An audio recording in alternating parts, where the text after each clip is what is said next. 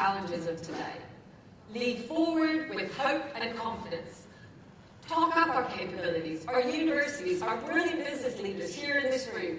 Above all, it means recognizing this budget is about credibility, about trust. You will never be able to tax your way to growth. Tax rises alone are bound to fail unless they are matched by forward momentum. Radical, deep change to reignite confidence and get investment flowing. Growth, not taxes, is the only way out of decline.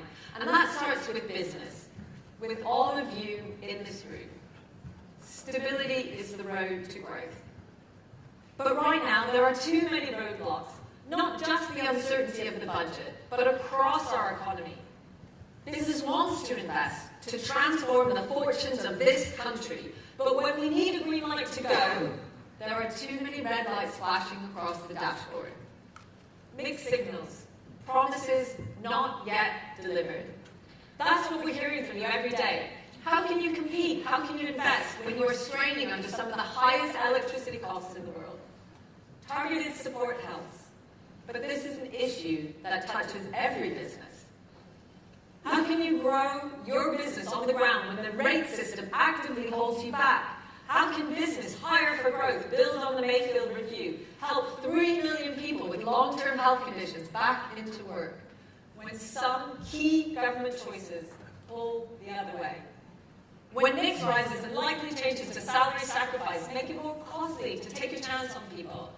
When we have an employment rights bill that 8 in 10 firms say in its current form makes it harder to say, yes, I can find a job for you.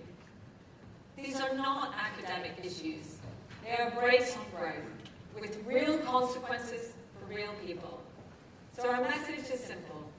If this government truly wants the road to growth, work with business to fix what's broken at this budget and beyond.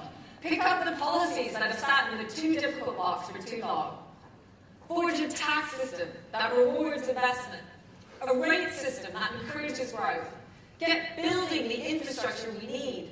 Get the economy moving. Go big and go bold. Deliver, deliver, deliver on the promises you've made. Businesses can help with real partnership between public and private. Since 2018, when we stopped public-private partnerships, our competitors have delivered over 1,000 partnerships, building hospitals, schools, and smart cities around the world. Opportunities we missed, growth that just slid past. Don't let it happen again. Work with us. On energy costs, business back the energy transition, the only long-term path to sustainable growth. And we know that takes new infrastructure. But how we pay for it must reflect the value it delivers over time. Instead of short-term patches, we need a long-term, affordable solution that recognizes the role of the North Sea in our transition, that fixes the structure of our energy bills, the system and policy charges that push UK electricity costs above our competitors. Work with us to make it happen. And finally, change course on the Employment Rights Bill. Lasting reform takes partnership, not a closed door. The minimum wage, the last Labour government's defining reform, has endured for almost 30 years because it was built together. Business, government, unions working side by side, shoulder to shoulder. That's true social partnership. Rising living standards, real progress, lasting change. But with this bill, though the government said it wanted to listen, as of yet there's been no meaningful change. It's disappointing and damaging. We want reform that works and endures, that lasts for generations. For that, government must change course. Ask business and unions to forge consensus through compromise. It's a model that delivered before, it can deliver again, for working people and for growth. And remember, tough choices only matter if they move us forward. When you take people down a hard road, you must show them where it leads. Not just management, but leadership and vision. Because confidence comes from stability, but also from hope. The courage to imagine the destination. A UK growing with confidence again, led by business. Where planning decisions take weeks, not years. Where business give young people their start, and older workers their next chapter. where firms choose to invest and manufacture in this here, where we stand up for free and fair trade, attracting investment and talent from around the world, where we don't just promise critical infrastructure, we build it. Better trades, better hospitals, homes and communities, where families live longer, healthier, happier lives in a country not falling behind, but leading once more. That is the road to growth. Yes, the road ahead is hard, but we have walked harder roads before. Yes, the way ahead is long, but we are determined, we are resolute. Business wants to get there, but that ambition must be met with action.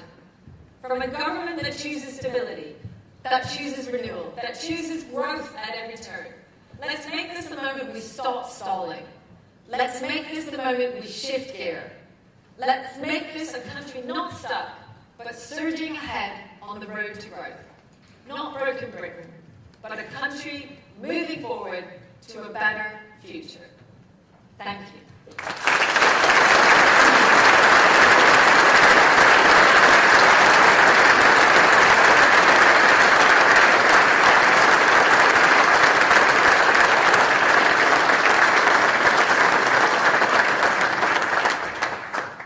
It is now my greatest pleasure to introduce to the stage the Right Honourable Peter Kyle MP, Secretary of State for Business and Trade.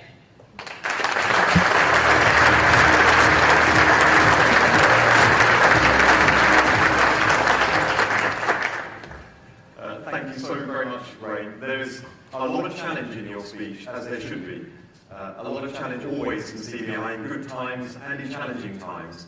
But I want to say to you directly that the challenges that you put to me are challenges that I accept and I will strive to deliver. Now, this is my first real opportunity to set out as a business secretary to a business audience what my priorities actually are and what I want to actually do. This is the opportunity that I've been looking forward to ever since I was given this job. Firstly, I want to reiterate that the number one mission of this government is and remains economic growth. Secondly, I want to acknowledge to a room full of people who deliver that growth that this government gets where it comes from. Economic growth is a whole government enterprise. You can't have growth if goods aren't flowing freely to, from and within our economy. You can't have growth if people aren't getting to work on time, if people don't feel fit, healthy and ready to work. And I mean ready in every sense. I mean they've also got to have the education, the skills they need to do the job, and to do that job well. All of that is the government's responsibility. Getting transport right, getting healthcare right, getting skills and education right. These are the foundations upon which growth is delivered. But let's not kid ourselves. Actual growth, real growth, comes from enterprise and wealth creation. The decision to take the risk to start a business, the profitable operation of a business. It comes from foundation, expansion, seizing opportunities, and entrepreneurialism. So, let me say this.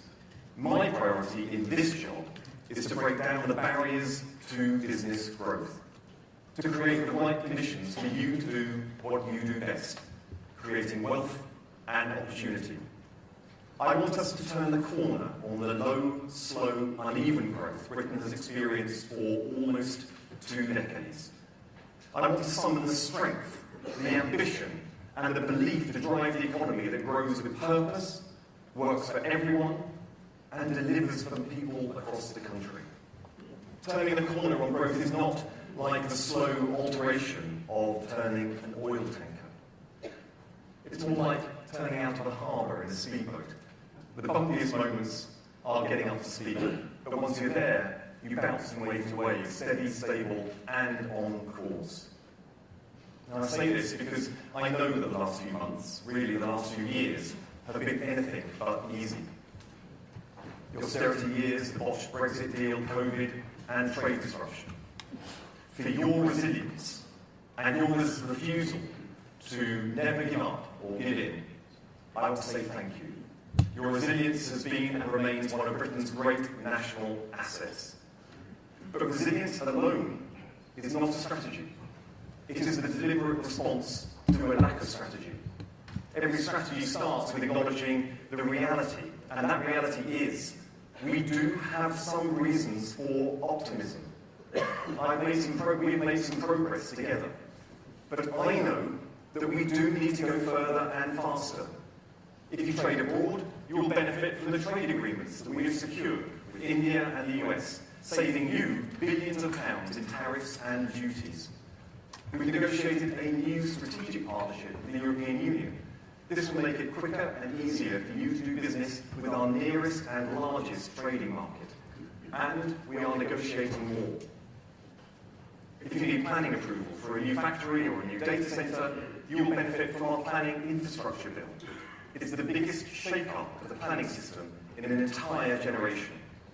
We're investing £120 billion more in national infrastructure projects, like Sizewell B and the Lower Thames Crossing, and supporting Heathrow's expansion. But those planning reforms mean major infrastructure projects will be delivered at least a year faster on average. Now, it takes time to get legislation through Parliament, but it will make a difference.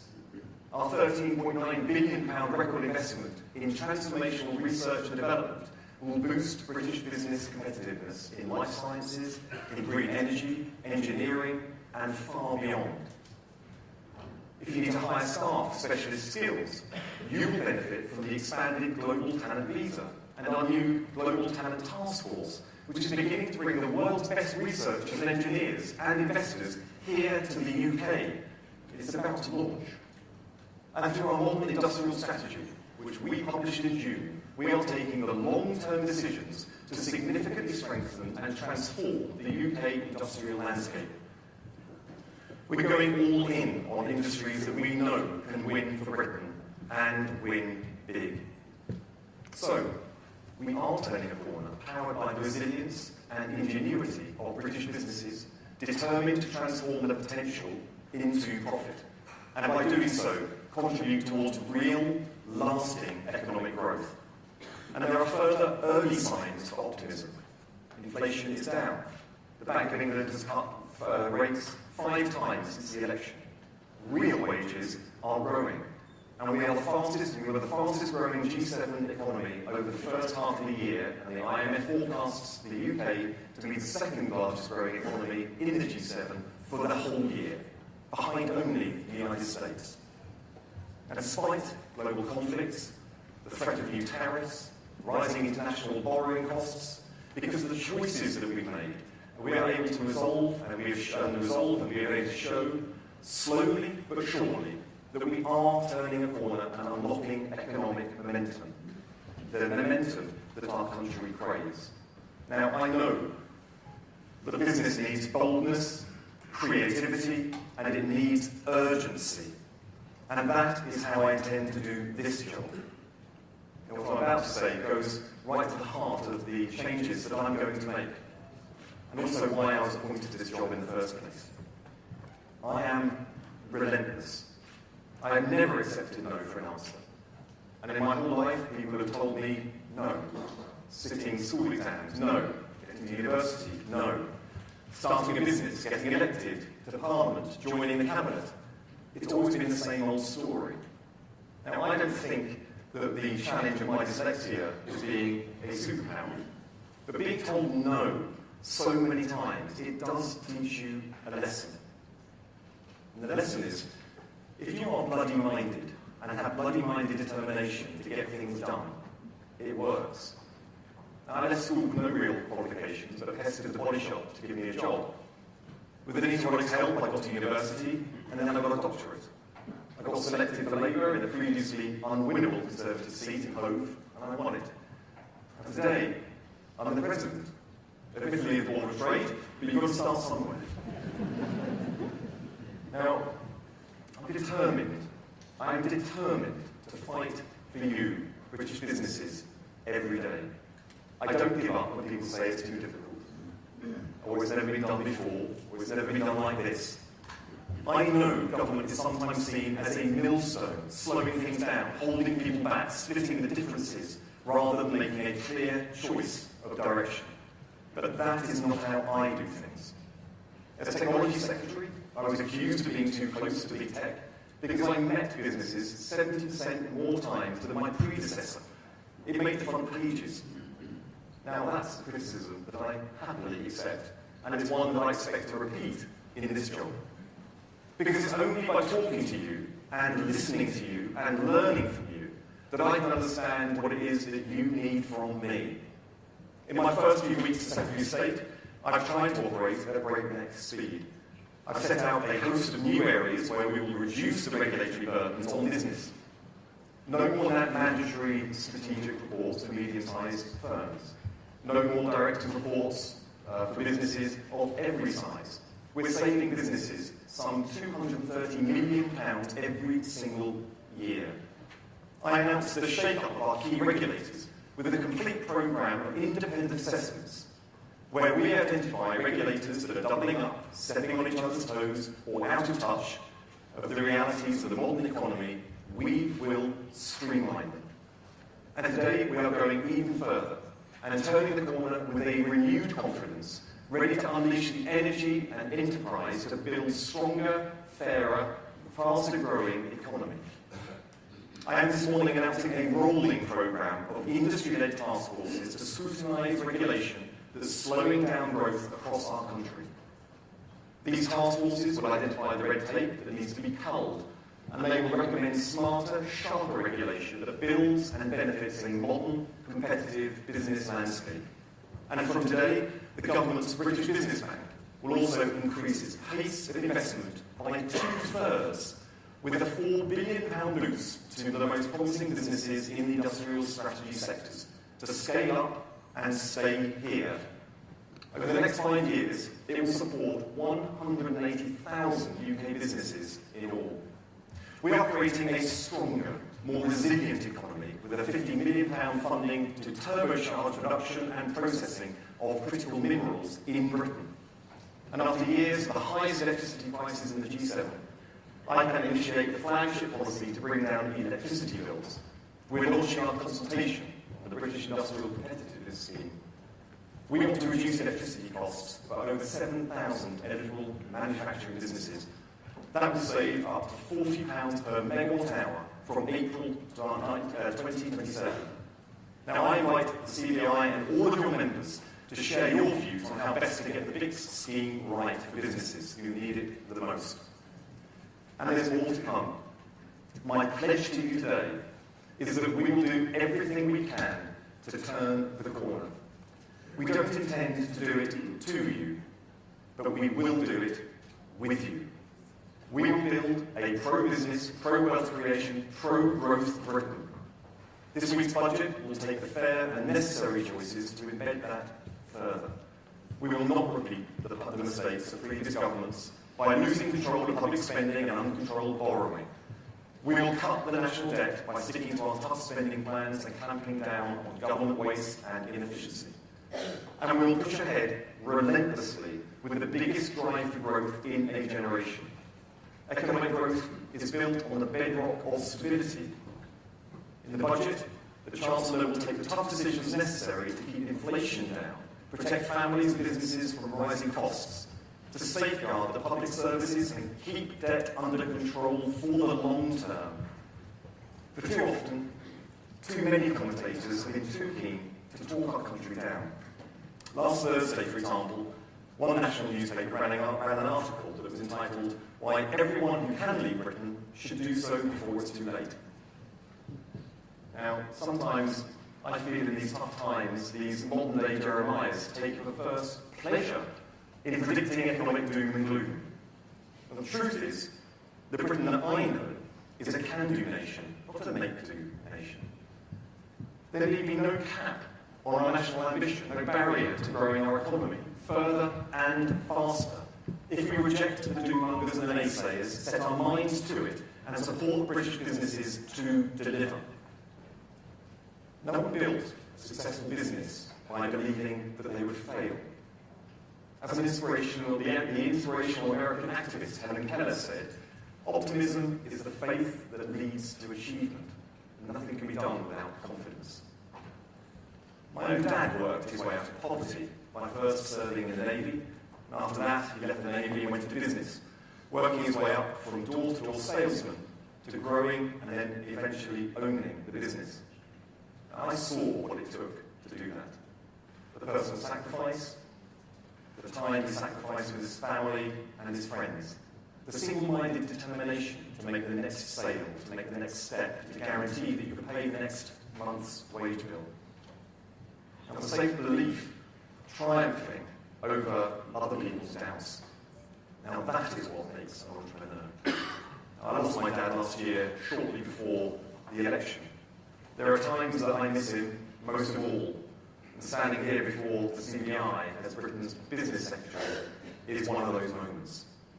And my dad, like every entrepreneur in this room, had confidence in what could be done and what he could do to make it happen. And there are some real reasons to have confidence in Britain too.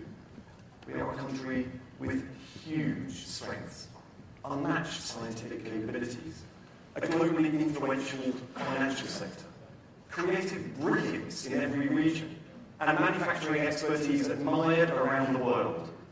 As we turn the corner, there is every reason for national economic optimism. I believe that if we make the right decisions now, we can lead the world in clean energy, biotechnology, AI, advanced manufacturing, creative content, fintech, digital trade, and in the next generation of industries that have yet to be imagined.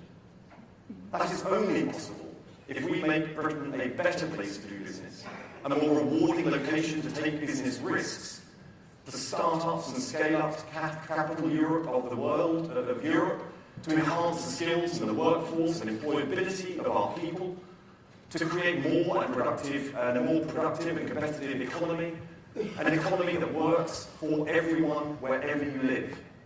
None of that is easy, but neither is it impossible if we demonstrate the necessary boldness, creativity, and yes, urgency. If we have the same confidence and optimism that drives Britain's entrepreneurs and builds Britain's best businesses, then I have no doubt that with your help, it is achievable.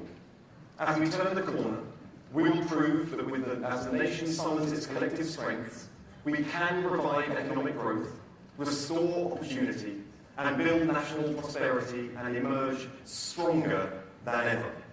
Thank you.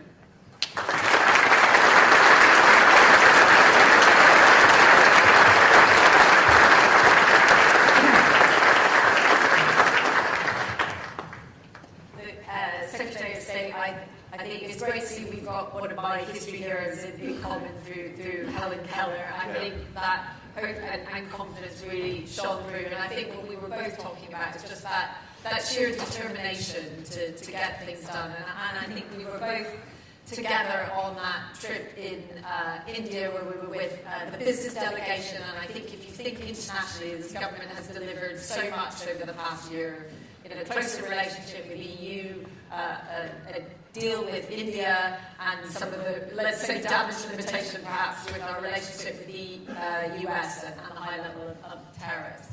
But I guess you talked a lot about the gap between ambition on growth domestically and the delivery. So I wonder if you could just talk a little bit about how you see your role in Cabinet on really pushing for fixing that gap, and what you see as the big priorities to really unleash growth. And then I will open up to the audience to do get your questions ready. Thanks. And it's really nice of you to segue into the conversation, enabling to focus on some of the things we have achieved. But I don't want to duck the difficult challenges that you also posed in your speech. It's interesting to point out that the trip we were on to India for was not to sign the deal. That trip was there to exploit the deal. You repeatedly mentioned delivery. I'm new in this job of Secretary of State for Business and Trade. In my previous job, though, look what I did there. The AI Opportunities Action Plan, the growth zones, the delivery of transformational apps that every citizen has by the end of this year, the rollout of the digital driving license will happen. That is delivery from the first moment. And I accept that now I'm in a job which is so directly responsible not for the long-term economic growth, which my role in DCIP was mostly focused on, but it is also how I have the opportunity to find ways to get short-term, as well as medium-term and long-term growth.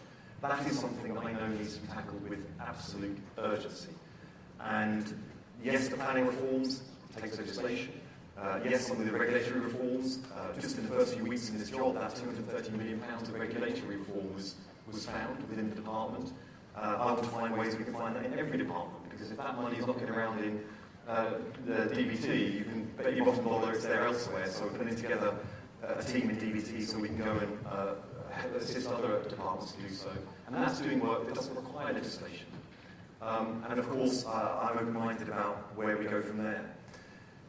But in terms of my job around the cabinet table, that hasn't really changed. I mean, I've been banging the drum for growth since I got into cabinet. I accept, and just to say from the outset, before we go to questions, there's one thing that we all know in this room, but you just need to kind of just restate from time to time. When you win an election, you don't go back to zero and start again. You start off where the other lot left off. And the extent of challenges, the Brexit left us, some of the other period of intense instability left us. The COVID inquiry is releasing some of the things that we now know were happening during that period. These are all things that we inherited and have to fix, and you can't fix it in one budget, in 1 month, or even in 1 year, which is why we've tried wherever possible to frame what we're doing around the decade of national renewal, where you see things like the industrial strategy, which points to stability in the long term. And as one American investor said to me just at the Birmingham Growth Summit, Investment Summit a couple of weeks ago, that the reason why he's so excited about the UK is that he met me 1 week into my job, but the core industrial strategy remains the same. New Secretary of State, same core policies into the long term. But I will bring to this a relentlessness that I hope has already exhibited itself in the first few weeks. And I haven't even started yet. Excellent. Well, I'm sure we'll see some of that determination coming through the room. If I could open up to questions from the floor, and I'll try and group a couple of questions as well. There should be some roving mics as well. Let's take the gentleman just, mic number 1. Just there's a gentleman there. And I can see a lady in the back on the far right. So if we're going to take those 2 questions, please. Thank you. Will Lake from the Advertising Association. The UK advertising industry exports over 18 billion in advertising services, and we're number 2 behind the US. However, we rely on funding for trade shows to open up new markets like China and Saudi. What more can government do to help fund these industry-led trade missions? Thank you. Brilliant. A great question on trade missions. And the lady on the, I can see the number 2 over there. Hi, I'm Sarah Waddington. I'm the CEO of the Public Relations and Communications Association. I'm just interested because Secretary of State, you talked about the challenges faced, and mainly you talked about taking people down a dark road, but also needing to show them where that will lead. Now, I don't think the vision that we've heard this morning is cutting through to UK business or to members of the public. And more than that, we've just had a series of shambolic pre-budget briefings that have created more disillusionment and discontent. So I'm just keen to understand where the government comms strategy is going wrong, because I have many members who are willing and ready to help. So I think, Secretary of State, there's a second question there, I think, particularly around some of the uncertainty that has certainly been looming with lots of different decisions and changing the tack ahead of the budget. So. Firstly, on the trade delegations and the work we do abroad, I am streamlining the work of DBT. We have fantastic staff in most embassies and consulate services around the world. But when you look at the fast-growing sectors in the world, and we look at the fast-growing countries around the world and territories, I think we can do more to front-load support into those areas so we can further exploit what are the high-growth opportunities that we face as a country. And that's what I'll be doing. But also aligning much more, when we do that work, some of the trips that the Prime Minister and myself and the others do, so that we can take these delegations with us, because I think the India delegation was fantastically successful. There's 126 businesses that we took on that, and we actually struck several £1 billion worth of deals on that one trip. So I think there was a lot more that we can do with that, and that's something that we just need to be more entrepreneurial in the way that we engage with business, see ourselves as being partners of business, and that means we can do certain things as a government that you can't do.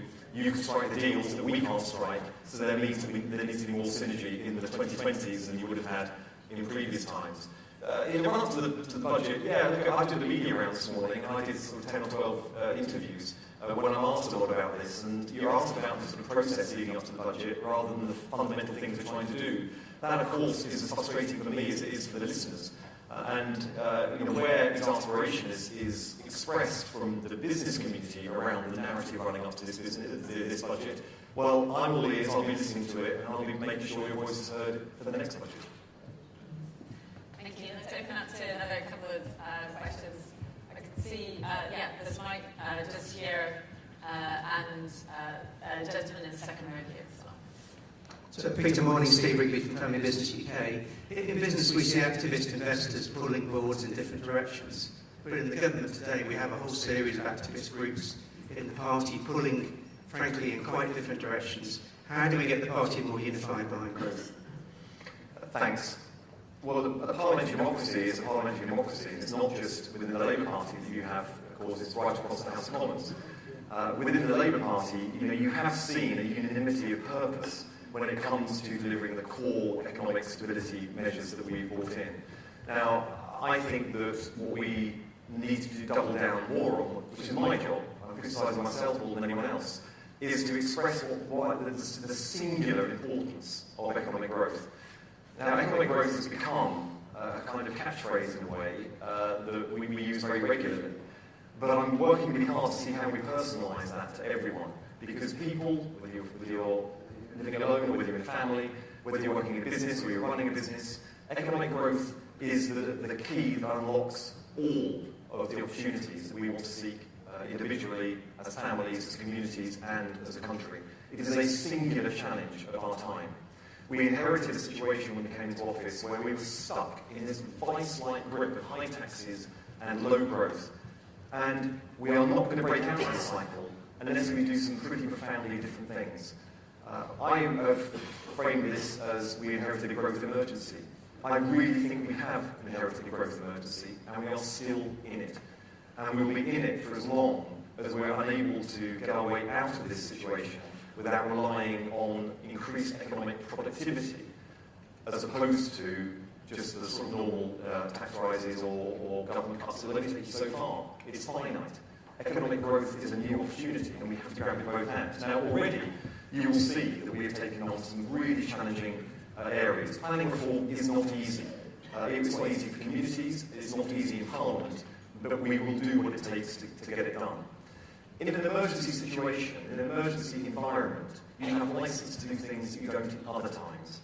And I'm looking really closely at what those measures are. What are things that we could do to shock our economy into growth, to inspire our economy into growth, that sometimes wouldn't have been accepted in other times?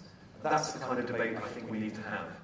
When I first came into this job, I was on the plane within a few hours to America to work on the tech partnership and also to further the cause for trade with the States. And I went straight from the States to China.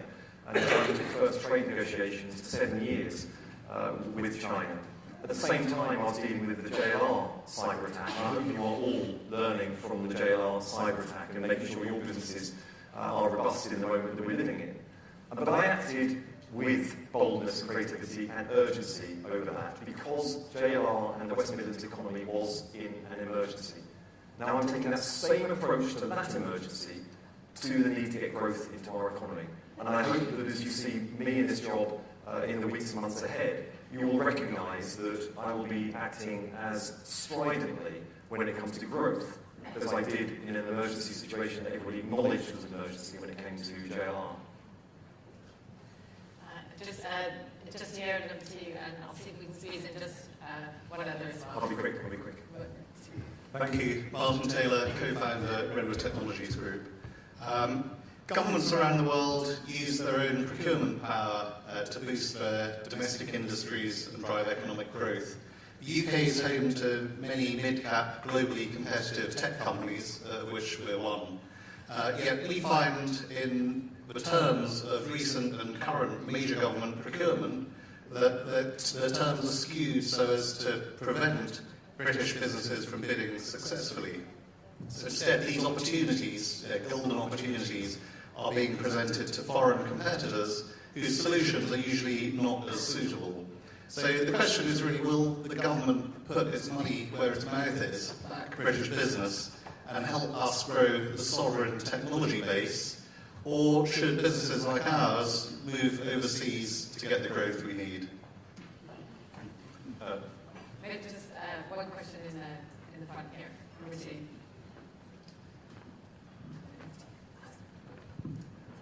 Tim Drake, CEO of a business called Acora, based in Cambridge. We design and manufacture medical devices and assistive technology. I'm sure you'd appreciate I have a view on the EIB. One thing I think is going below the radar is the significant impact that trade unions will have. We being able to get weekly access and significant fines if we're found to be in breach of any of their legislation. Would the government consider a carve-out so that small businesses are not hamstrung by additional legislation at this moment in time? Thank you. I'm glad somebody mentioned the ERB gives me a chance, and I've got 1 minute, so I'm going to do it really quickly. Firstly, on the Procurement Act is now live. It gives an enormous amount of new freedoms to make sure that we can support British business in the procurement that we have as a central government.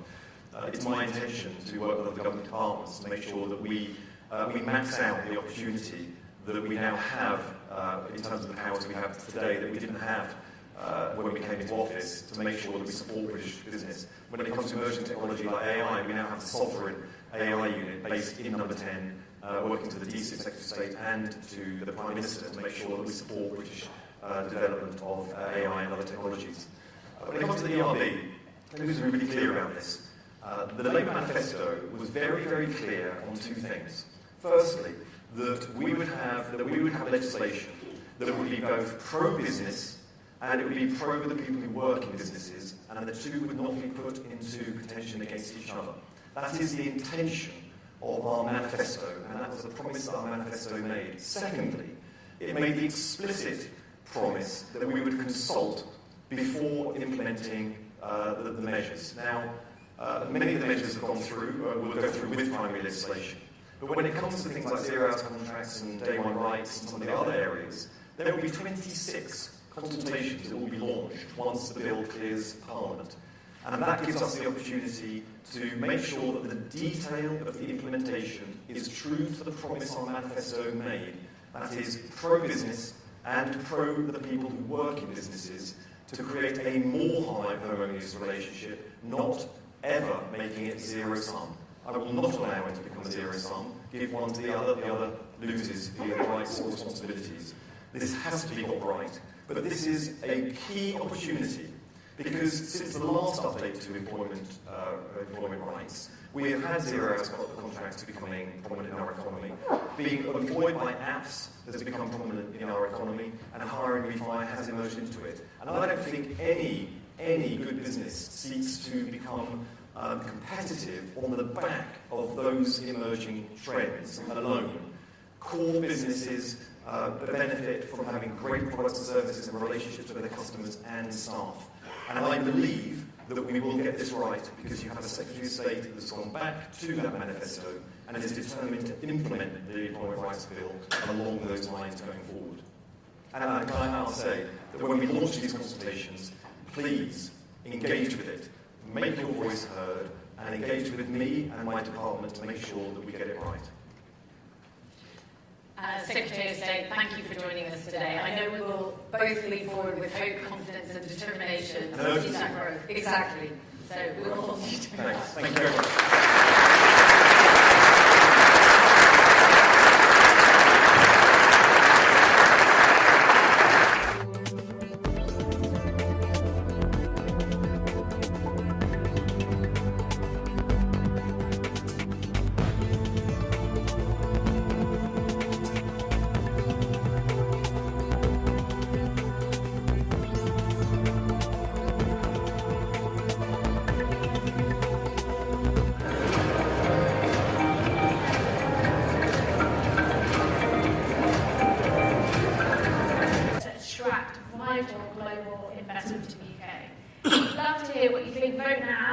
and we'll see what you say in just a second. While you complete that, I'm going to introduce our great panel. Firstly, it's a pleasure to have Lord Stockwood with us, Minister for Investment at the Department for Business and Trade and HM Treasury, appointed in September this year, and prior to entering government, he held leadership and board positions at Simply Business, Match.com and Skyscanner, alongside investing in early-stage technology companies. So great to have you with us. Next, I'm delighted to introduce Tracy Brogan, Mayor of West Yorkshire and Chair of the UK Mayors Group as well, bringing all 14 mayors together across England. Whilst also championing West Yorkshire, Tracy has been a leading voice for collaboration across city regions, advocating for investment in transport and skills and innovation to drive inclusive growth alongside our fellow mayors. And finally, I'm pleased to welcome Andrew Dudley, who's Head of Healthcare and Director at Lanark. And thank you to Lanark for sponsoring this session as well. Andrew has nearly 40 years cross-industry experience, including responsibility for many mixed-use redevelopments, and more recently delivering 5 major hospital builds, including the largest healthcare system in the UK, in Markland in Scotland. So yeah, great to have you all with us. Before we dive in, we're going to have a look at that poll, if we can bring up the answers on the screen. So the question we asked is, which of these big bets is the most important for government to place to attract global investment to the UK? I think we've probably still got some votes coming in, and quite a few mixed answers across there. But at the moment, the top answer is delivering on major infrastructure projects without this parliamentary term. And I know that speaking to many businesses, that is something that comes very strongly through those conversations, the ability of the UK to actually build a lot more of the infrastructure that we need. And I think that's something that we are going to touch on quite a lot in this panel session as well. So bearing that in mind, Minister, let's turn to you first. The UK is obviously not the only one who's trying to attract global capital. There's a lot of competition. When you're speaking to investors, what's your pitch to bring investment to the UK? And looking at that poll, do you agree, what's top of your list to develop in order to strengthen that pitch to investors? Well, look, thanks for the invitation to be here. I hope people know I've only been in government 3 months, so I've been an entrepreneur for 30 years. So it's been a great 3 months, apart from one thing. I was mistaken a taxi for Jeremy Corbyn. I was sat there bewildered by that thought, and also thinking, Christ, if you Minister of Investment with Jeremy Corbyn, we'll have a very different conversation here. But what do you expect, Jeremy? I always like my wife to anyway. It's been a fantastic 3 months. I'm actually more optimistic than I've ever been. I'm an entrepreneur by nature. And obviously, I think within the first couple of months, I was on that delegation with Prime Minister India. It was interesting to say Peter Salt there. It was a phenomenally uplifting and productive trip, within 20 billion of trade. And the FT reported on visas on that trip. So again, there's something about the narrative, and it's unusual being in government now and seeing the speculation around the budget having been now in the Treasury and DVT. I think we need to tell the story better as a government. But I'm hugely optimistic for a number of reasons. So one, we're in a turnaround situation. Business leaders understand that metaphor. Like with the inheritance wasn't great, with sound inheritance, we own it, and we've had to make those difficult decisions you have to make in the first year or so of owning a business, or in this case, running the country. But you need a plan, and we've got a plan. We've got a modern industrial strategy that has 8 key growth zones that are well defined, and it's the first time we've had an industrial strategy for 10 years since the 1960s. So again, we've got a long-term plan for the first time. We've got a modern infrastructure bill, as well another 10-year plan as well. We have the mayor's growth plans. So for me, in the Office of Investment, it's a really straightforward role, not a very political role actually. So we've got to take that plan, create the home list for deals that need doing, and capitalise them. And the optimism from that is, one, having a plan, and two, even in the 3 months, the conversations I've been having with investors, whether private equity, venture capitalists, or whether it's foreign direct investors in India, Saudi Arabia, I was a couple of weeks ago with Chancellor again. There's no shortage of people wanting to invest in our country. And then one of the things I've been very surprised by is the reforms of pension rights, the Match House Accords, and we'll call the Sterling 20. It's going to unlock £50 billion of our own capital So you've got to have a plan, and you've got to have a sense of optimism that we can deliver on this. So I was recognising, I had a boss a few years ago that used to talk about the need to perform and transform at the same time. You've got to deliver, change in living standards for people. That's why we're doing this. And then the final thing I'll say is that I came to government because I really feel we need a pro-business, pro-wealth creator agenda in this government. And I've been very pleasantly surprised that the whole of the government is receptive, and in fact desirous of that as well. But it's in service of building a society that we want to build, rather than this sort of neoliberal trickle-down economics which has failed, has been disproven. We have to have wealth creation, we have to have a fair and equitable tax system, so that we can do the social justice things that we care about as well. So, hugely optimistic, but there's no shortage of people that want to invest in the country, but importantly, we have a plan to invest in. Well, so I think it's great to have your expertise in that business background right in the heart of government as well.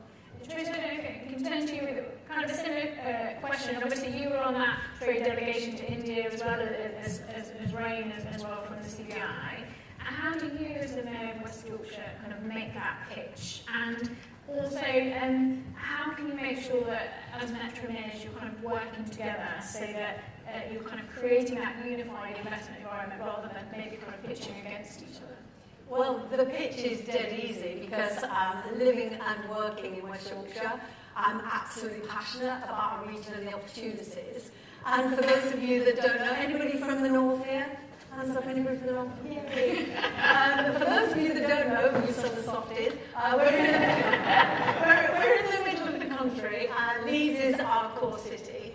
And it's 2.4 million people, it's an economy of 74 billion, 100,000 businesses, 7 universities, a sticky graduate retention, and we are the northern square mile, the fastest growing financial and professional services outside of London, and also home to the NHS. So you understandably, health tech, life sciences, our specialism, 160 million investment zone, etc. And I could go on with a £7 billion growth strategy that is obviously impacting on the industrial strategy. But the joy of devolution is that it's actually working. And you'll have seen maybe this weekend Andy Burnham talking about growth in Greater Manchester, outstripping the rest of the country. Well, West Yorkshire is second in line. So we are, as mayors, leading our metropolitan areas, we are showing that growth is a devolved responsibility as well. So it was such a privilege to be on that trade mission with the Prime Minister and to represent the mayors as chair of the UK mayors and to come back with 250 jobs. And also on one of our trips out, we went to Yash Raj Film Studios. And as somebody that was in the creative industries for 3 decades before I became a politician, we have really focused in our growth plan on the creative industries.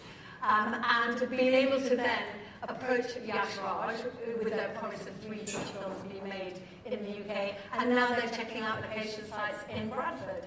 So we are absolutely at the cutting edge of growth, and just listening to those great speeches this morning, there's a couple of things that really did zing out, and one is stability. And as mayors, as ambassadors, using our soft power around the world, we are the epitome of stability. I've just been re-elected, so I've been the mayor for 3 years. I hope I have another 3, and then I hope I have another 4 after that. So think about how many prime ministers you could get through in that time. Certainly the previous government, not this government, but nobody quoted that. But I do think that stability is really important, but also I think the collective ability to work together. Thank you. You can't hear me?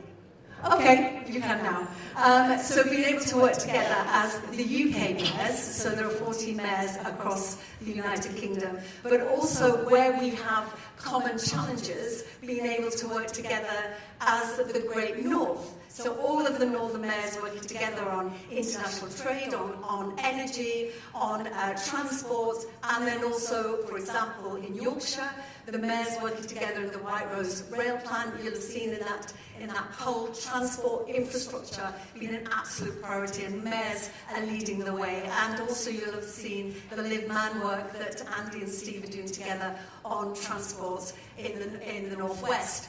This is where the sweet spot is for delivery for this government and stability. to add to that? Yeah, no, please do, Andrew. Yeah. Sort of industry point of view.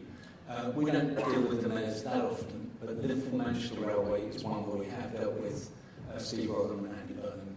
And the difference that leadership on the ground makes and continual leadership is enormous. And the other mayor I call out for us is in the East Midlands, Mayor Claire Ward, that's where we have our main manufacturing facilities. Her support in setting that up for growth, for advanced manufacturing, for us to further develop our facilities, is enormously helpful. That's really great, Andrew. And maybe if we expand on that, what we were talking about today, we're quite optimistic at the moment. What are some of those broader conversations that you have with your partners about investing in the UK, and particularly aligning your role to showcase some of those opportunities to invest in the UK? Yeah, the conversations we're having are incredibly positive, and we're very busy. We're seeing lots of the industry very busy. I think I heard mentioned earlier of data centres. That's one where there's an enormous amount of work heading the UK way, and I think there's a lot of that is driven by the way we're delivering. The rest of Europe, lots of North America is delivering traditionally stick-built construction with all of the attendant problems that has with skill shortages. In the UK, we're advanced digital manufacturing being assembled on site, which comes with much higher degree of certainty and, of course, much quicker. And for anyone who's investing, that makes an enormous amount of difference. I'll give one other example, if I may.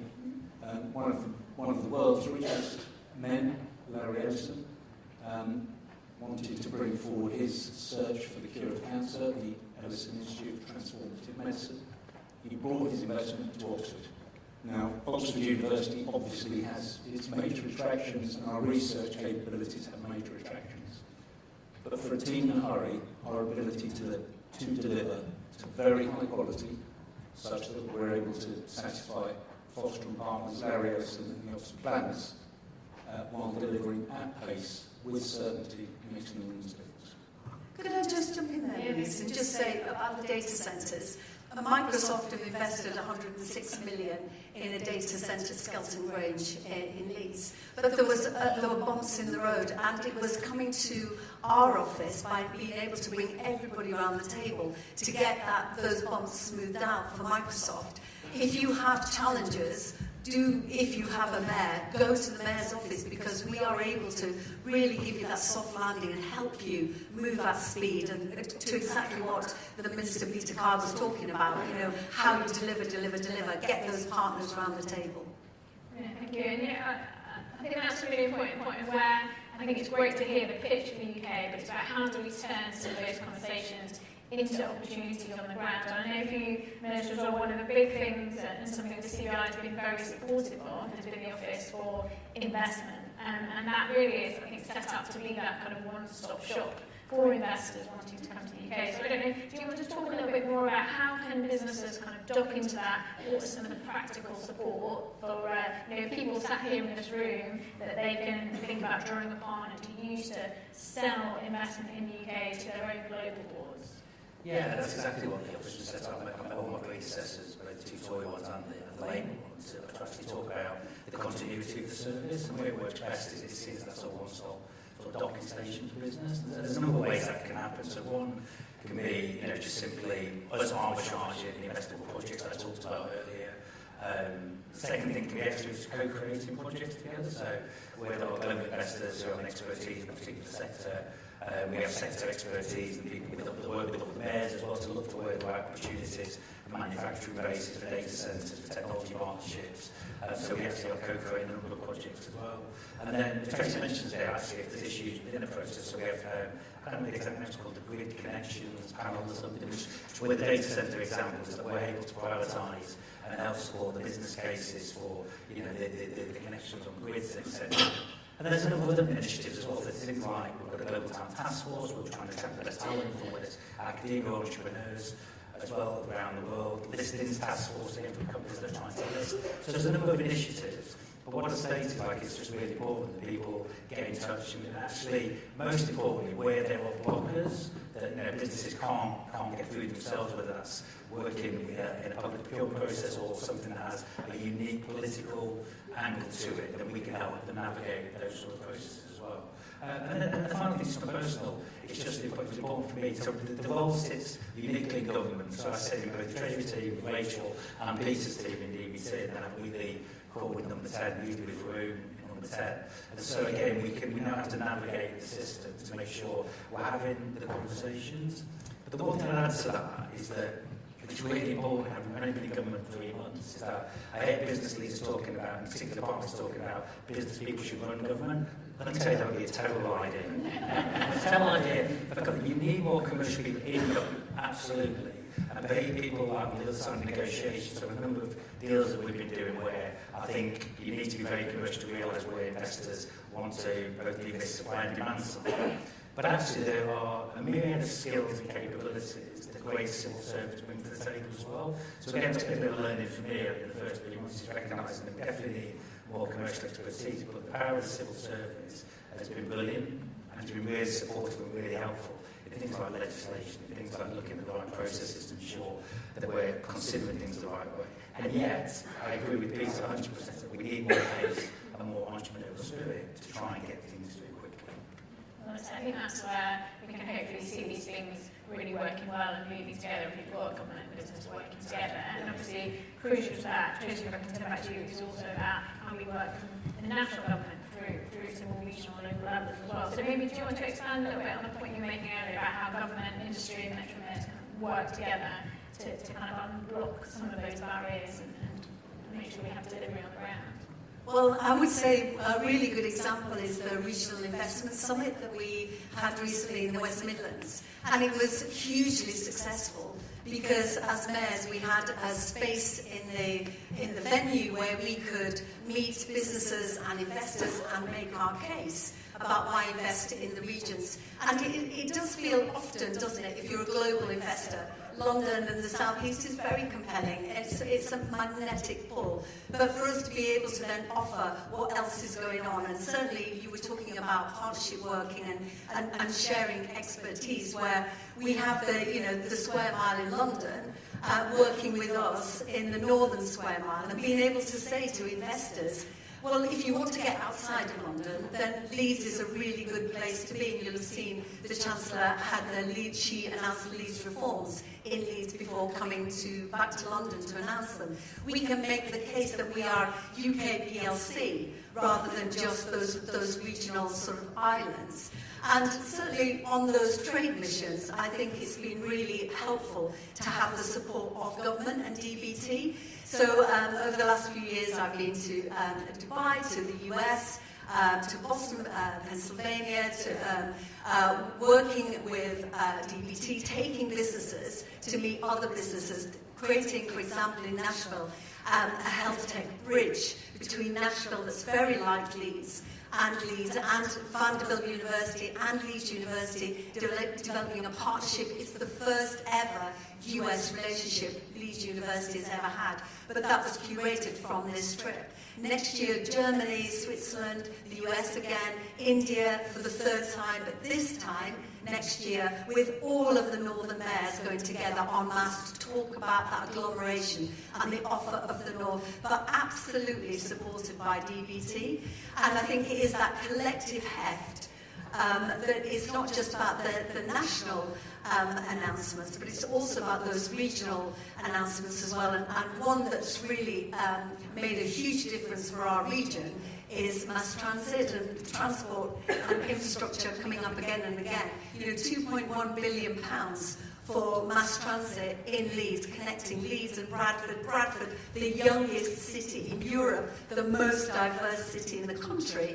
I mean, the opportunity for growth there is off the scale. But for government to back us at that scale, given the circumstances of the economy, that has brought so much more interest and investment and businesses looking again at West Yorkshire. So it's absolutely a team sport.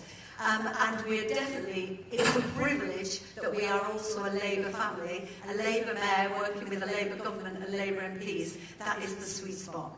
Can I just build on that as well? Because I think more of that, there's another layer to me. One of the reasons why I agree to take this role is actually, we've got to connect this, the economic growth outside of London. Look, I lived in London for 25 years. It's one of the best cities in the world. But unless we connect this economic growth story to all the regions of the UK, then our democracy is under threat, I think, also our centrist democracy is under threat. I think that's the story that we've got to tell us. We've got to make the economy work. I'm from Grimsby originally, and I grew up in a council, and I know what it's like in that town still. And so we've got to make sure this economic story, the growth story, is connected to the soul and heart of the country as well, because this is why our politics is lurching so radically. It's because people quite simply haven't seen their lives get better. And that's why I'm committed to this project, I'm committed to labour values in terms of why we need this growth story, is to reinvigorate our labour story and make sure that people feel it every day. I mean, that's one of the things that I love about this role and the opportunities in the CBI is to go and visit all parts of the UK, see some of the great things that are happening in businesses there, and businesses who are really nested within their communities as well, providing really great jobs for them. And I think that, again, is the value that we can bring working together on this. I mean, Andrew, I don't know, from your perspective, again, like, how do you see some of these greatest opportunities for government to really partner with business, particularly on major infrastructure projects and obviously in the healthcare sector that you focus on? Well, I suppose we would always make the case for early involvement to allow the supply chain to bring the best that it does. There's an enormous amount of skill out there in the way we go about the digitally engineered automated delivery. But if we're insisting, and Procurement Act was mentioned earlier, if we're insisting every time we go forward that we're not pairing up capability to deliver a piece of infrastructure with the right partners, and we're going for 3 tenders best value, we're missing an enormous trick. Actually bring the people who know how to bring manufactured solutions together with delivered solutions, with the bodies that are procuring them. That will be our plea, and we do it early and we do it consistently. Yeah. I mean, let's maybe pick up on that theme of partnerships. I mean, at the CBI, we just announced a partnership actually with Brown Jacobson to look at the opportunities for deliverability of new kind of public-private sector models. I think those kind of partnerships between government and business are the things that can really help to de-risk investments and hopefully successfully crowd in investment. I know, Minister, in the 10-year infrastructure strategy, there is a great appetite to think again about public-private partnerships and where they can be used. I mean, where do you maybe see some of the opportunities for that in the future, and maybe about broadening that out to more projects around social infrastructure? Yeah, I think there's massive opportunity. I think you need both. I think you need both the heft of government, the scale of investment the government can bring to bear on certain projects, and you need the private sector's expertise and where we can get that right to make sure that they have value money for the taxpayer. But also, I'm really interested, again, one of my personal interests in taking this role on. I think there's a moment, another North Sea oil moment for us in the country. Some of the choices we make about infrastructure, around technology, so much invested in technology for the last 20 years. And I think we are world leaders in some of these opportunities. So both on the infrastructure side, expertise and capital. I think I've mentioned before about the opportunity to tap into our pension companies and the growing sentiment about the ultimate impact in investing our pension money being liberated into infrastructure and technology projects in the UK. Seems like the perfect opportunity for us. But I think public-private partnerships have to have a large bearing on where we invest in the country, both for capital and for expertise as well.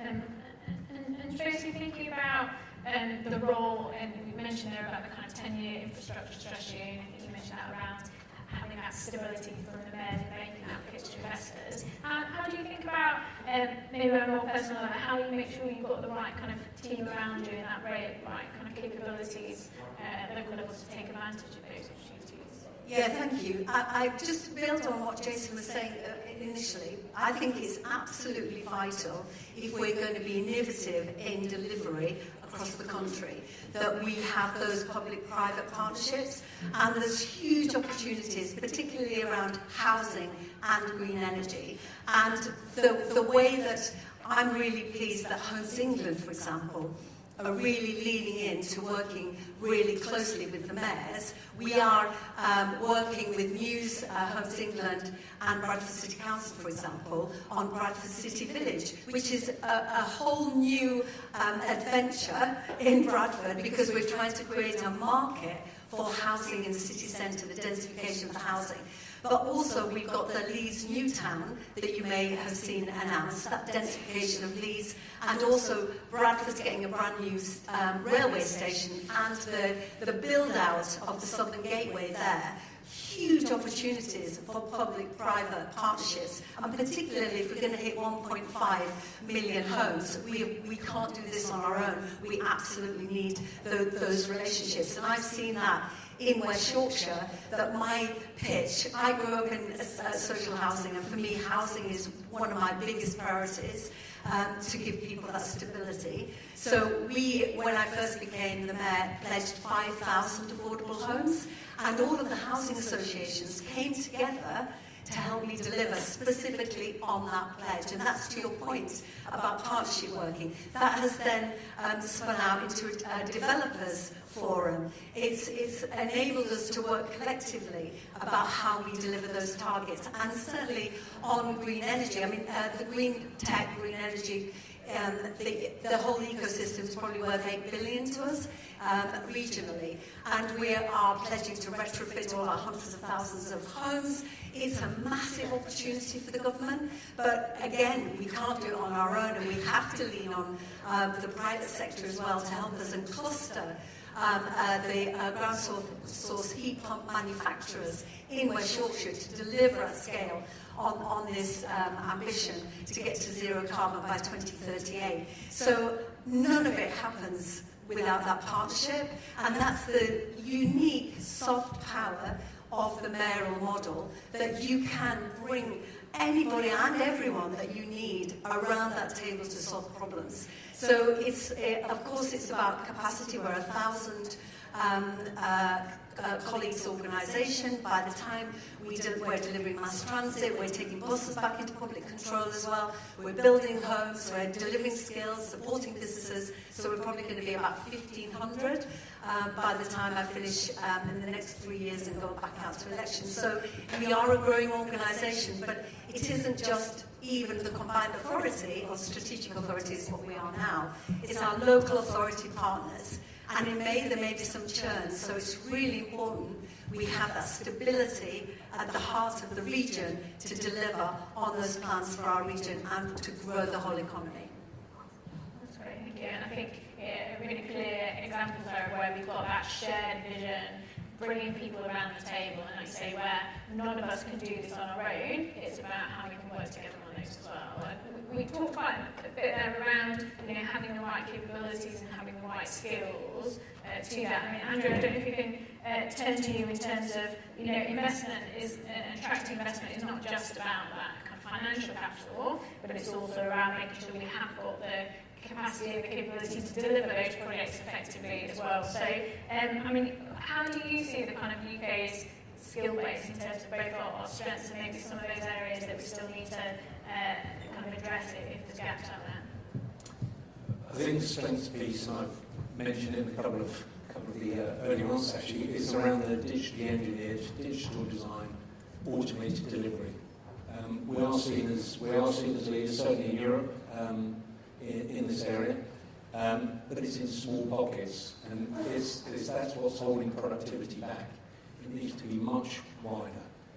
Ourselves, we've actually trained hundreds of people who are tradespeople to go into multi-skilled technician roles, so they can assemble equipment on site. We've partnered with Barnsley College to start off the first training academy for MNC operatives. These are tiny examples, even with what we're trying to do. We're talking about a 250,000 people shortfall by 2028 in the industry. I think the conditions, the frameworks that are being put in place by government are enormously helpful. I see it in healthcare, the MOD, Ministry of Justice, actually to have long-term frameworks that people can rely on and therefore invest is hugely helpful. But unless there's some support around it, the training and the skills won't come forward quickly enough. So part of the industrial strategy does talk about some investment availability for training, but it needs to come soon. Yeah. When you talk there about kind of modern methods of construction, obviously that's a great example of bringing innovation into infrastructure build as well. How do you feel we compare in the UK to other countries? Are we kind of ahead of the curve on this, or are we slightly falling behind? I think certainly across Europe we're well ahead. I used data centres as an example earlier. Should call out EDF, what they're trying to do at Sizewell, investing conceptually, but also actually investing in the facilities to deliver nuclear paradigm shift in the way nuclear power is going to be delivered in this country. One other example, one of ours, I selfishly use it, is Everton Football Stadium that we finished last year.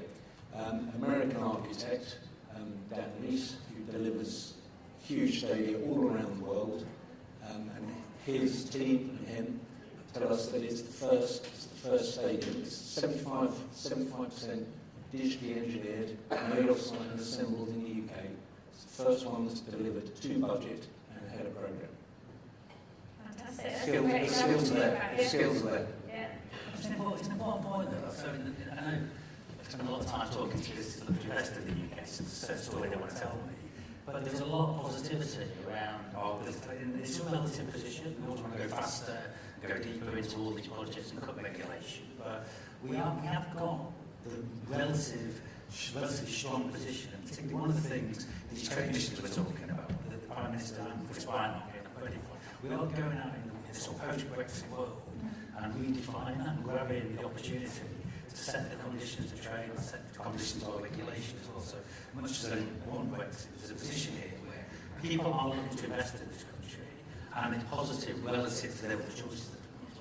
If I could just jump in on just your point about skills, it's just worth bearing in mind that with devolution, mayors have the budget for the adult skills budget.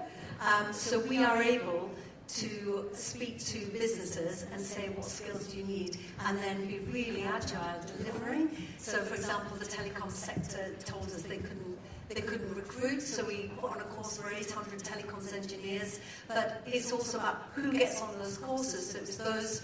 It was mainly men, generationally unemployed, some men with a criminal record, and telecoms accept that. Nearly 90% plus got into work. So you can really, on the ground, deliver for business to make sure you have the skills pipeline. And like I say, with that sticky graduate retention, you'll definitely have the talent that you need. But just one thing that we're asking as mayors from government is to have devolved powers over post-16. Because too many youngsters fall out of school at 16, they're not academic, and then they end up becoming needs, not in education, employment or training by 19, and that's when we pick them up. But we're saying we know that there's so many youngsters that could go on a technical journey, and in Leeds we have the country's only dedicated College of Construction that has been allocated by government as a centre of excellence for Yorkshire and Humber. We know that we can have an army of talent to build these 1.5 million homes, but we've got to have the powers and the autonomy and the devolved roles to be able to do that. So I think it's a great example of how you can have that more agile approach and really matching together the local skills needs. I want to maybe expand on that a little bit in terms of the opportunity for devolved areas to really be kind of test beds for innovation as well, particularly thinking about some of the sectors in your region, and particularly thinking about, you talk about creative clusters and maybe advanced manufacturing as well. What do you think are the opportunities to really build some of those clusters at a local level, and kind of how can we make sure that we then do go on and expand them to be kind of global companies as well? What's unique about West Yorkshire is that we are the perfect micro demographic of the whole country. So that's why it's been really attractive to health tech businesses to come and, for example, there's a big American company that's got a 100-bed hospital where they test drugs, that if you can use West Yorkshire as like a sandbox, then you can test drugs and other things and know that they will work across the whole country and then roll them out. But that's also around digital tech, it's about data, it's about working collaboratively with our universities. For example, our investment zone is a centre of innovation using 3 universities, so Leeds, Bradford, and also Huddersfield, working together. And as a region that has the highest number of scale-ups in the country outside of London, you can see that this is a really great way to put university talent next to business. And one perfect example is a company called Paxman, who were on the trade mission with us, that they made beer coolers, and then they got a small grant from Hercules to work with Huddersfield University. And then the mom had got cancer, sadly, but didn't like the cold cap, and they were like, we make beer coolers, we know how to do cold.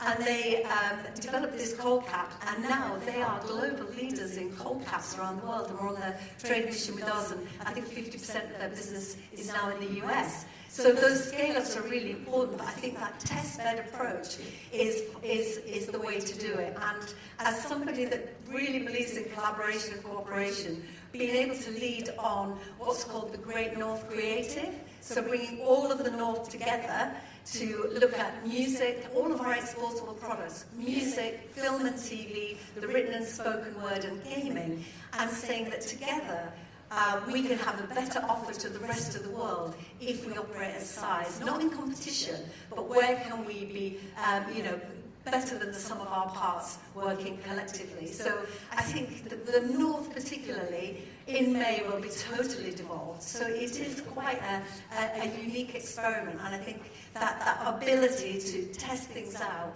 and then if they don't work, like entrepreneurs, you test and learn. If it doesn't work, bin it. Thank you. And really inspiring example there as well. I don't know, and I think the Minister probably kind of final question, if you want to build on that in terms of thinking about, like I say, innovation is so important within this, and particularly thinking about the opportunities to really make the most of those research capabilities in the UK, and how we go on to scale and grow those businesses. From your perspective, what's the kind of most important kind of element in your toolbox at the moment to do that, and how do you want to develop that over the coming years? We have the tools for each stage of the development. So we have the UK, really thriving venture scene, angel scene in the UK. I mean, our venture capital in the last year was more than the sum total we found in Germany and Switzerland. So, and only behind China and the US. So that part of the ecosystem is important. We've then got the British Business Bank, the £27 billion mandate, the newly formed National Wealth Fund, which I think is incredibly important, particularly the technology around quantum and AI. We need to build a cap table of these businesses for the UK taxpayer as well. And then, and then we have obviously, a listings market that's coming back, and we're doing some work on that. But I think, every part of the system, or the ecosystem that the UK government can play by, but it shouldn't play a major part as well. It's important that we just set the conditions for private capital to make it attractive. And it has been, ever thus, and I think we just need to make sure that the access to government and the access to those conversations. I've had a number of conversations in the last 3 months where people are talking about taking their business to the US. The reason that they don't go, one, there's a mythology around some of the sort of valuations that you get in that market. The second thing is they've got access to government here. They can come and knock on Tracy's door, knock on my door, if they ever got a challenge. I was speaking to Microsoft the other day in their data centre in North London, and they said it was the easiest place in Europe to build data centres. It was from the government department, so it's probably not best in interest in telling me that. But we should be proud of the conditions relative to the competition as well. I think the government should set the field, but also it should know when to get out of the way.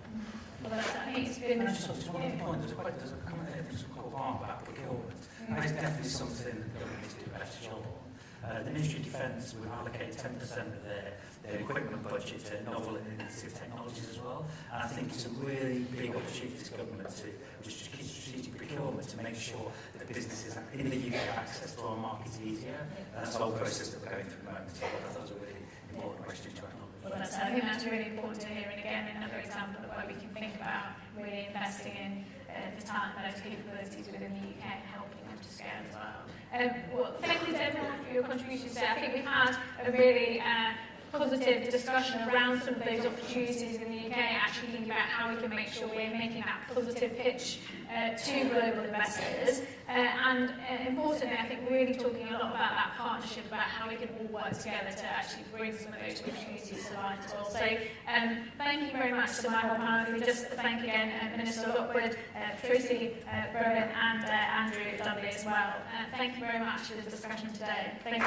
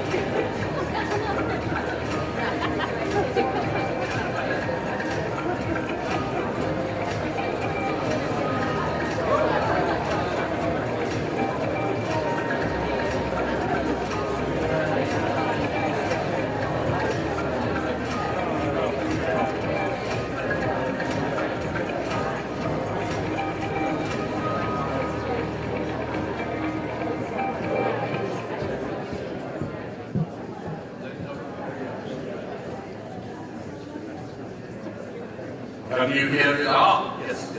If that wasn't excitement enough, it gives me immense pleasure to introduce onto the stage the leader of Her Majesty's loyal opposition, Right Honourable Kemi Badenoch.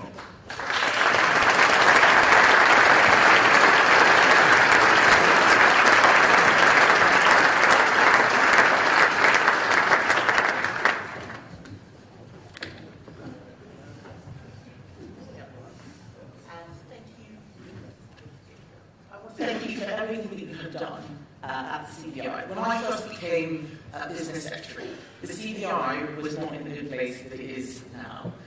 It was a distressed asset, and I think between Ring and Rupert, they have done a fantastic job turning things around. I remember at times to say,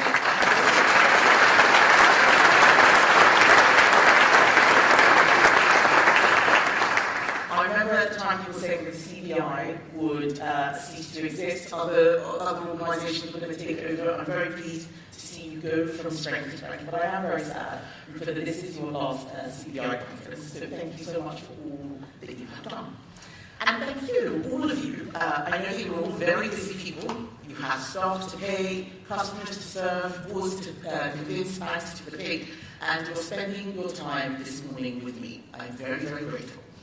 Because the people in this room, you, are the people who keep Britain going. You are the people who drive our economy, and I know how hard things have been.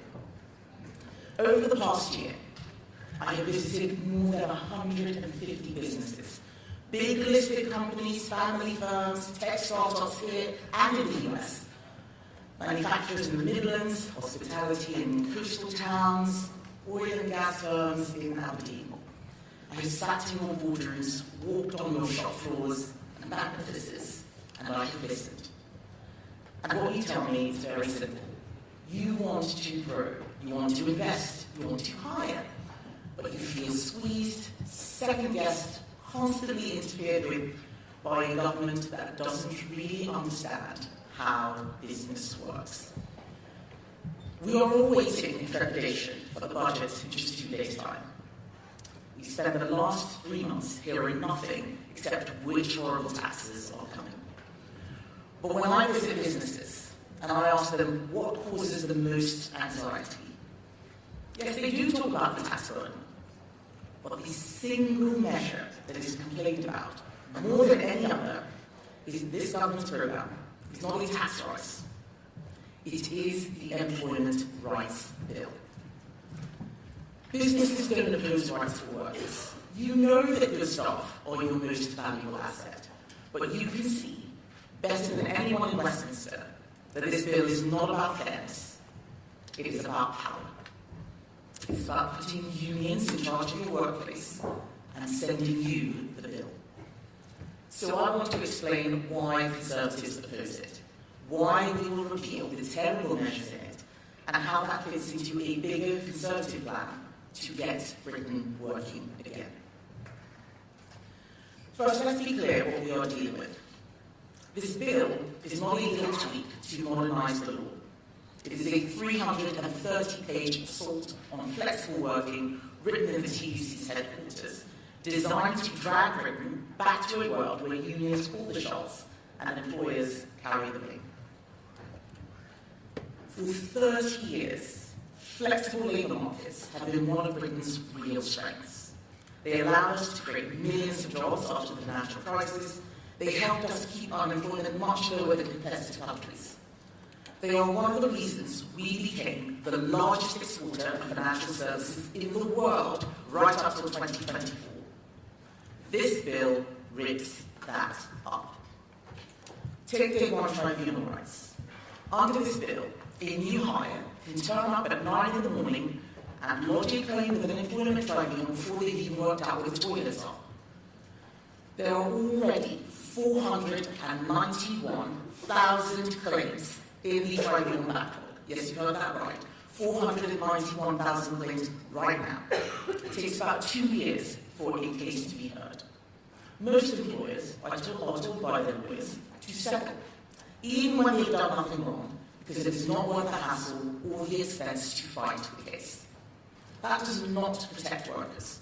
It just makes hiring riskier, slower, and a lot more expensive. It is a gift to the litigious and a disincentive for anyone who wants to give someone a job. Then there is the de facto ban on seasonal and flexible work. If a university undergraduate student, anyone chooses to get a Christmas job and works 40 hours a week in the 3 months to December, they then have the right to those same hours in January, February, and March. Except there's no demand then. There's no need for extra staff or the money to pay them. So a measure designed to ensure employment does the opposite and everyone loses. You know what happens then.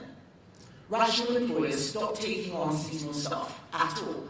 The farm does not hire the extra fruit pickers, the hotel does not take on staff for the summer, and of course, the high street shop does not offer Christmas jobs. These are the very opportunities that got many of us started. My first job was on the high street. I started at McDonald's, and then I got a job in New Look, part-time. Those were the places that gave me a chance to learn. Many of you in this room probably had your first job during a summer holiday or on a Christmas shift. These opportunities are at a real risk of disappearing because of this legislation. And there is more. Let's look at the so-called right to roam. Under this bill, any union with designs on your workforce gets the legal right to march into your private business to recruit members. If you employ 21 or more people, that union can insist that you gather your staff, give it physical access to your workplace, and even provide a platform on your internal digital networks for the union. And they can do this every single week. It's in the legislation. This is not industrial relations, this is industrial intimidation. And then we have lower strike thresholds. Today, unions need a 50% turnout to call a lawful strike. Under Labour's bill, that safeguard is attacked. There just needs to be a majority of those who turn out in favour of strike action. So to use an extreme example, in a workforce of 1,000, if only 3 people choose to vote and 2 of them vote to strike, the entire organisation can be held to ransom. Yes, this is an extreme example, but it is to highlight the absurdity of these provisions. This is what happens when you design law in a back room at the TUC instead of in the real world. None of this is about giving ordinary workers a fair deal. It is all about giving union barons, bureaucrats, and employment lawyers more power. So when I say that this is not a pro-worker bill, I mean it. It is a pro-union, anti-business, anti-growth blueprint. It punishes the people who create jobs, and it will hurt the very people that it claims to help.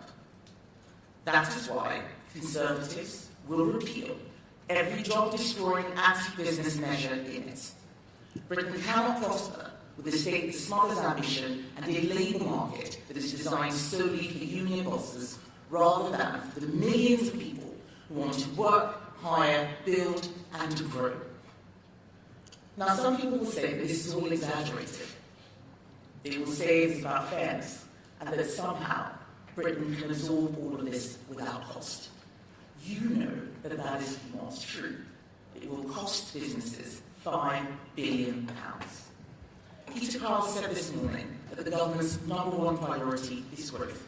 This destroys growth. That £5 billion that will have to be met with high prices or fewer jobs. I do not believe that the government has growth as a #1 priority. We're pushing this. They have their heads in the sand. I heard Peter Kyle today say that there are going to be 26 consultations, so it's going to be all right. It is not going to be all right. And if 26 consultations are what we need to fix things, then you have a really, really big problem. We do not have a growth problem in the UK because British people need more rights. We have a growth problem because the state is too big. Fewer and fewer people are working to support more and more people out of work and living on welfare. The rider is getting heavier than the horse. And then look at the productivity costs. Every hour spent dealing with a tribunal claim is an hour you are not spending on a new product. Every law that makes you think twice about hiring is a law that stops someone getting their first job.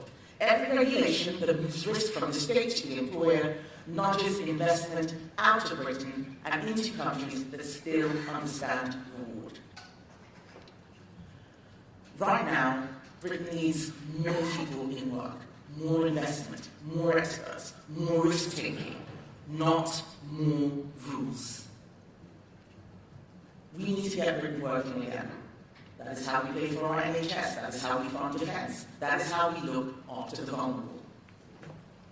Keir Starmer talks the talk of national renewal and growth, but he walks the walk of stagnation and decline. And that is why this bill is such a problem. It attacks the very flexibility that made us resilient in the past. It tells investors that our politics is moving in the wrong direction. It makes it harder to hire, harder to fire, harder to adapt. It is the opposite of what a serious pro-growth strategy would look like, and the price tag is eye-watering. The government's own impact assessments put that cost to employers at £5 billion a year. This wasn't us that made up that number. That has come from the government, and they're still doing it. So who are we fighting for when we oppose this bill? It's very clear. We are on the side of the small business that cannot afford an in-house legal team, but still wants to take a chance on a young apprentice. We are on the side of the saver and the pensioner whose livelihoods depend on this country actually growing. We are on the side of the worker who has work to pay, not to be trapped in a welfare system that rewards idleness and punishes effort. We are on the side of the young person looking for their first break, who may find that opportunity never exists because this bill stops companies making an offer. We are not on the side of those who treat business as a piggy bank and the law as a political weapon. What Britain needs now is real fairness. Real fairness means living within our means, out of respect for taxpayers. It means helping people back to work because idleness wastes lives. It means planning for tomorrow's children, not just today's headlines. That is why our economic argument is simple. We need to get Britain working to deliver a stronger economy. To do that, government must get its own house in order. Our golden economic rule is clear. For every pound we save, at least half goes to paying down deficit, and the rest goes to investing in our priorities for growth. But living within our means is only half the story. We also need a state that stops suffocating enterprise. That means a relentless focus on deregulation and simplification. So how do you know that I'm serious? It's because I've done it before.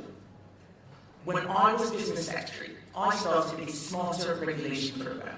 We reformed working time reporting requirements, saving businesses up to £1 billion a year. We raised company size thresholds to take smaller firms out of the most onerous reporting rules. I said a hard no to things like mandatory ethnicity pay reporting that would have created spreadsheets for all sorts of activists instead of jobs for workers.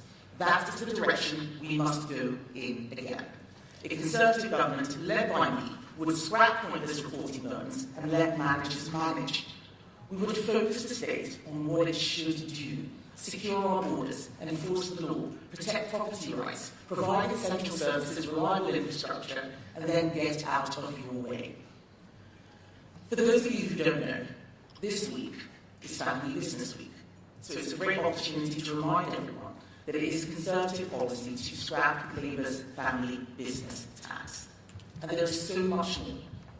But we are doing this not because we are anti-worker, but because we know where growth really comes from. It does not come from the Treasury, it comes from you. From the risk you take when you sign that lease, from the mortgage you put up against your own home, from the hours you put in after everyone else has gone home, and we believe you should be rewarded for that.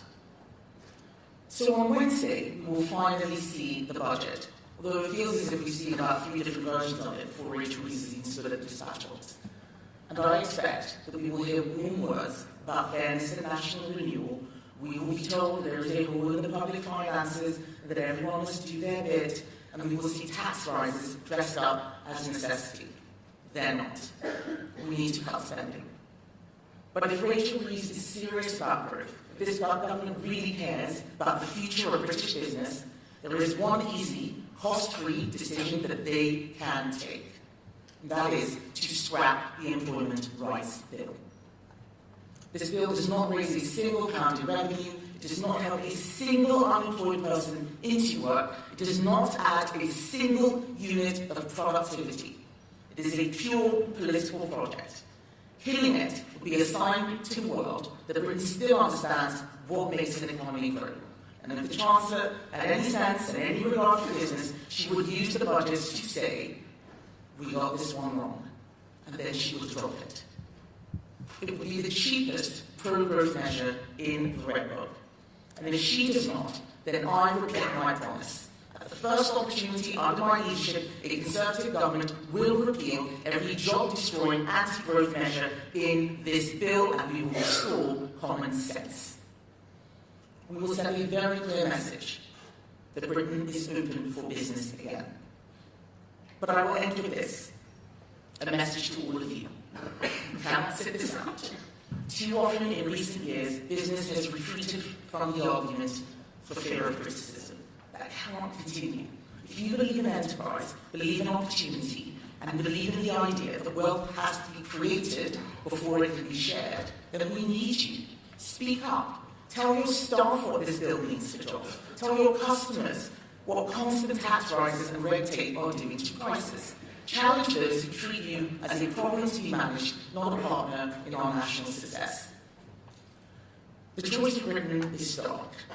It's the future of higher taxes, thicker rule books, and slower growth, or a country where government lives within its means, business is free to grow, and work pays once again. I know which side I'm on. And if you stand with us, let's get Britain working again. Then together, we can deliver a stronger economy and a better future for our country.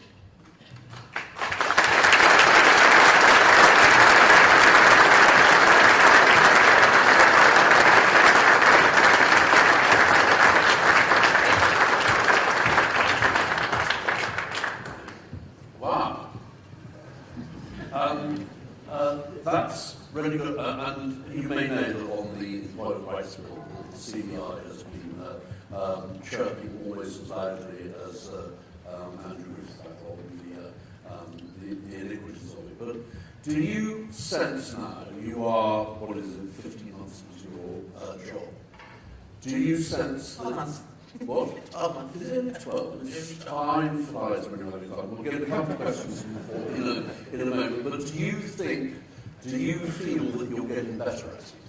Well, like any job that you're doing for the first time. Yes, of course you do. I don't know anyone who was at their best on their first day. And in fact, you shouldn't be worried at anybody who's at their best on their first day. I mean, just even understanding what we were dealing with, what the landscape was going to be. But it's getting clearer and clearer the direction the country is going. It's very hard to be in opposition if you can't see what it is you are opposing. And you look at the last budget, there was a lot of talk about growth. We haven't seen any growth. There were all sorts of measures around planning. Those things aren't happening. Nothing's happening. We are in stasis. People are leaving the country. I mean, the FT had 1 in 8 business leaders, was the Telegraph the other day, 1 in 8 business leaders leaving. That's appalling. So it's becoming clear what we need to do. We need to be the party of growth, the party of business, and we need people to hear our message. We also need to acknowledge that we made mistakes in government. You will remember a lot of the things I was banging my head against the wall about. I'm now in charge, and I started junking all of the silly things which happened, and I've got lots more good stuff that will be coming in due course. Fantastic. Let's go to questions from the floor. There should be panels going around. You can score out of 10. So, can I have a question, please? On the right number. In the front. Please say who you are. Stephen Hay, the Association of Manufacturers of Domestic Appliances. Kemi, you talked about deregulation, and essentially, you did a lot of work in this area when you were in government. And the Secretary of State also spoke about the fact that he was looking to cut the red tape. But in effect, we're seeing quite a strange situation with regulation at the moment. We're seeing, obviously, great divergence between the UK and the EU. We're seeing regulatory burden, we're seeing regulatory drag, and this cutting the red tape seems like a pipe dream at the moment. So how do you feel about that? Because we certainly are feeling the burden of regulation and duplication of effort left, right and centre. This is costing business, especially manufacturers, a vast amount of money. You're absolutely right. And one of the things that was supposed to happen after leaving the EU was the divergence should have been in our favour. That did mean us becoming a lot more competitive. And instead, because of lobbying from various pressure groups around the environment, tax, and so on, we've ended up trying to compete on regulation by showing that we can do even more. It should be the complete opposite. UKCA, for example, as a certification, as a way of certification, was supposed to free you to do those things. I think a lot more effort needs to be put in there. But to be honest, quite a lot of what is burdening businesses, apart from red tape, things like the employment rights bill coming along, is the basics. It's energy costs. Far too high. Unbelievable. 4 times the industrial energy prices of the US. Our oil and gas industry is completely disappearing. We need to get very serious about energy. We need to look at the fundamentals. What's happening on energy? Yes, tax overall. Working flexibility in rules, removing the red tape, making sure that we are staying competitive and that we're attracting the right businesses here. I do worry about manufacturing in particular. I think we're forgetting how to make things. I think a lot of people are thinking it's too difficult here. China is eating everybody's lunch, not just our own. What do we do about that? But what I want you to know is that when it comes to deregulation, we are serious because people like Andrew Davis, my shadow business secretary, and I have come from the private sector. I left banking because I stopped being an assistant analyst and ended up being a de facto compliance officer. It's not what I wanted to do. There is way too much regulation. It is not growing our economies, and we need to start thinking like businesses. We've come from business backgrounds. We know what's going wrong, and we just need to move very, very quickly because things are getting worse at a pace that is deeply concerning. One other question, please. 3 charging the back.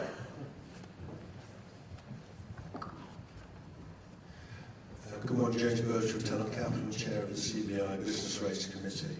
We've been behind the slab to slice driver and change. One area that we've heard very little from you has been about business rates, which is obviously a huge impact on businesses. I was wondering whether you have any strategy or thoughts or thinking in respect of changes to business rates. Well, I'm very disappointed that you haven't heard much from us on business rates because I did announce a lot on business rates in my conference speech, as did Nasser. So thank you for asking that because it gives me a great opportunity to repeat what it is we're going to do. We have said that we need to save the high streets. And the businesses that are suffering in particular are those on the high street. Retail, hospitality and leisure has been hit with everything from the jobs tax, minimum wage changes, and they are dying. And high streets are a visible signal of decline in many, many communities. We've got to save them.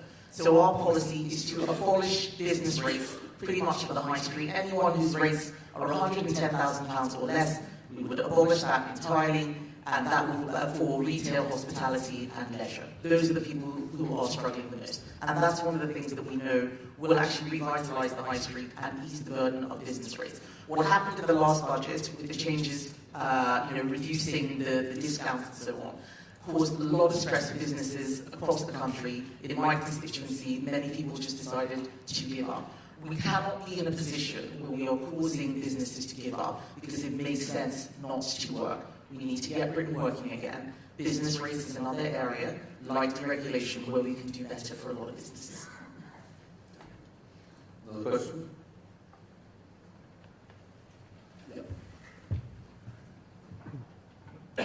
Hello, Tanya Bowers, Association of Professional Staffing Companies, and certainly we support you in your comments around the Employment Rights Bill and how it could destroy jobs before it makes jobs. My question is around industrial strategy. The last government had a bit of a suspicion of an overarching national strategy, which we've now seen with the current government, and the previous talk was around some of the innovations arising from that. As a previous business minister, what's your position on a national industrial strategy? Thank you, Tanya. It's a really good question. I mean, what we saw was industrial strategy changing every 2 to 3 months, to the point, 2 to 3 years, to the point where we couldn't call it a strategy. Businesses need certainty. And between Brexit and COVID and the war in Ukraine, it was just going from pillar to post. I think that the best industrial strategy is keeping things simple. That's why we've got a cheap power plan. Driving energy costs down is the one single thing that will make life easier for everybody. I don't believe the government should be picking winners, but I do believe the government needs to create an environment for businesses to win. Right now, we're setting everyone to lose. And I think we're setting everyone up to lose. That needs to change. So right now, the biggest thing that we think can be done that is an industrial strategy is our cheap power plan. And Shadow Energy Secretary Claire Coutinho has done a fantastic job showing how it will save a lot of money for household bills, but also bring industrial prices back down to more sensible levels. That will then spur growth, stimulate manufacturing, and do a lot more than governments taking bits of pots of money here and putting them in places where it's not actually enough to make a big deal. I don't think lots of businesses scrabbling around for small pots of money is an industrial strategy. Let's focus on something simple that everybody understands, and that's what our cheap power plan is. Another question? May have to be the last, depending on the length of the answer. Okay. Hi, I'm Diana Vernieto, Edify Collective Education. But actually, I wanted to ask a follow-up questions regarding the high street. We have seen after Brexit the duty-free VAT removed, and this would actually seem how France has been thriving, especially in the luxury. What we will do about this in order to start low-hanging fruits to really give the high street a little breather and the luxury industry in the UK. Thank you. Well, thank you very much. This is one of the things which I see as the Treasury never properly modelling dynamic effects. So I was a junior minister when that was brought in, and there were lots of officials running around saying, well, when we leave the EU, lots of people are going to be doing tax-free shopping, it's going to be terrible for us. And I was saying, no, this is a good thing. More people will come in, more people will shop, we will make more money. I lost that argument, and what we saw was tax-free shopping removed to the point where we are now losing business to France, to Italy. I know lots of people who have said that their businesses on the high street closed. This is London high streets mostly, Oxford Street and so on. It closed, they're just basically shop windows. People are looking at maybe shopping online or going elsewhere. This has to be fixed. So Andrew and I are looking at it. I was very much against the tourist tax. I don't think it's really raised any money. We have lost a lot of competition. It's been bad for the high streets. Many people will know when I was business secretary, I did a lot of work with the British Retail Consortium and other luxury goods associations to try and fix this. I think it's something that we can fix. But there is a more fundamental problem, that the Treasury does not model behaviour changes when it looks at taxes. It puts up taxes and thinks that everything will continue as it was. You look at VAT on private schools. They're not getting the money that they thought they would get. Schools are closing. They're now having to look after more children going to state schools. The same thing will happen with the family farms tax, the family business taxes. People are leaving. We need to start modelling behaviour. Otherwise, we're going to have all sorts of terrible tax policy coming in by people who are overly simplistic about how they analyse it. Brilliant. Dear Officer Kemi, thank you very, very much indeed. That's been great. And thank you also for being so straightforward about the Employment Rights Bill. I've been responsible for employing people for nearly 40 years, and I have thought my way into what it's going to be like to employ people, taking those risks if it goes where it is. It's going to be really, really damaging. So all strength to you for calling it out. It needs a lot of rethinking. So thank you very much. Thank you.